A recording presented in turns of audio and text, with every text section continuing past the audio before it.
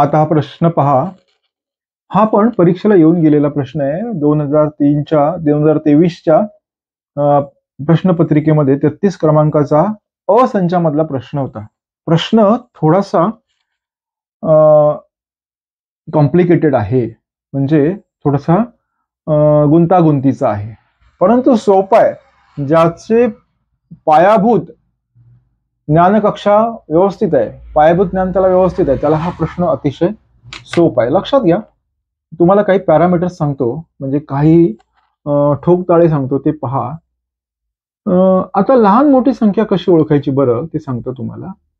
समजा 3.04 असेल, 3.04 असेल आणि 3.05 असेल, तर यामध्ये लक्षात घ्या, या स्थानी 4 आहेत आणि या स्थानी 5 आहेत, तर ही संख्या मोठी, कारण 0.04 पेक्षा 0.05 मोठे, त्यामुळे ही संख्या मोठी असते. आता दुसरं एक उदाहरण पाहूया. असं असेल 3.1 आणि 3.07, तर यामध्ये लक्षात घ्या, कुठली संख्या मोठी येणार? सहज कोणी काय म्हणेल की ही संख्या मोठी आहे, पण तसं नाही बघा. दशांश स्थानानंतर येणारी संख्या जी याची मोठी असेल ती संख्या मोठी, या अर्थी 3.1 ही संख्या मोठी. लक्षात आलं?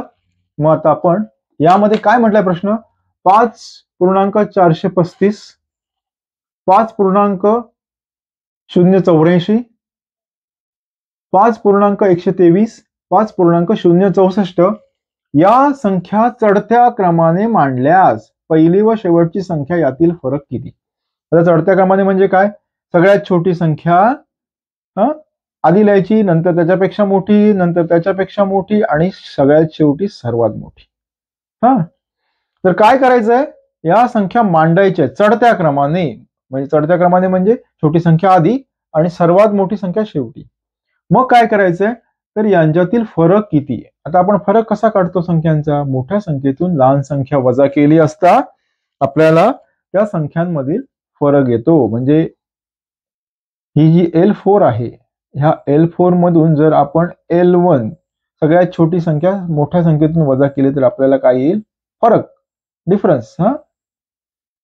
डिफरन्स येईल.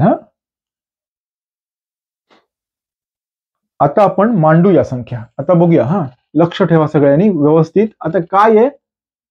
सगळ्यात छोटी संख्या शोधायची, चढत्या क्रमाने मांडायचे. म्हणजे इथे काय बघा, 5.08, 5.06. म्हणजे आता सगळ्यात छोटी संख्या कुठली येणार बाळांनो? 5.064. म्हणजे पहिली संख्या येणार 5.064. 5.064. त्याच्यानंतरची संख्या कुठली येईल? 5.084. ही आली पहिली संख्या, ही आली दुसरी संख्या. आता तिसरी संख्या कुठली? ही तुम्हाला कळलेलं आहे, 5.123. कारण दशांश स्थानानंतर कुठलं आहे? छोटी संख्या आहे ही, म्हणजे त्याच्यानंतर संख्या येणार 5.123 आणि सगळ्यात मोठी संख्या येणार उर्वरित संख्या 5.435. ही सगळ्यात मोठी संख्या येणार. आता ही काय झाली? सगळ्यात मोठी संख्या L4 आणि ही सगळ्यात छोटी संख्या आली L1. सगळ्यात लिस्ट ही सगळ्यात मोठी संख्या आली बघा. ही सगळ्यात मोठी संख्या बाळांनो आणि ही सगळ्यात छोटी संख्या. आता काय? मोठ्या संख्येतून लहान संख्या वजा केली असता आपल्याला त्या दोन संख्यांमधला फरक निश्चित करता येतो किंवा काढता येतो. सगळ्यात मोठी संख्या 5.435. हे कसं म्हणतात माहितीये का तुम्हाला? सोपं आहे ते. कसं म्हणतात माहितीये? सांगू शकाल कोणी? 5 आपण कसं म्हणतो? 5.4 किंवा 5.4. 5.4 असेल ना तर ते 4 दशांश होतं. आणि 5 नंतर 43 असतील तर 43 शतांश होतात आणि इथे असेल 5 तर सहस्रांश होतात. म्हणजे कसं म्हणणार 5 दशांश असं म्हणणार नाही, 5.435 सहस्रांश. हेच माहितीसाठी तुम्हाला सांगितलं 5.435 सहस्रांश. पूर्णांक ही संकल्पना मात्र निश्चित लक्षात घ्या. आता वजाबाकी करणार आपण, त्याच्यातून कुठली संख्या वजा करणार? 5.064. 5.064. ओके, आलं लक्षात? सरळ वजाबाकी. 5 मधून 4 गेले 1, 3 6 गेले किती येतील? 3 6 वजा करता येत नाहीत म्हणून आपण काय करणार? 13 6 वजा करणार, किती राहिले? 7 6 13, हात 7 दिला, 3 आणि 1 4. 5 मधून 5 गेले 0. आता उत्तर काय आलंय बघा, 0.371. 0.371 म्हणजे पर्याय क्रमांक पहिला बरोबर आहे.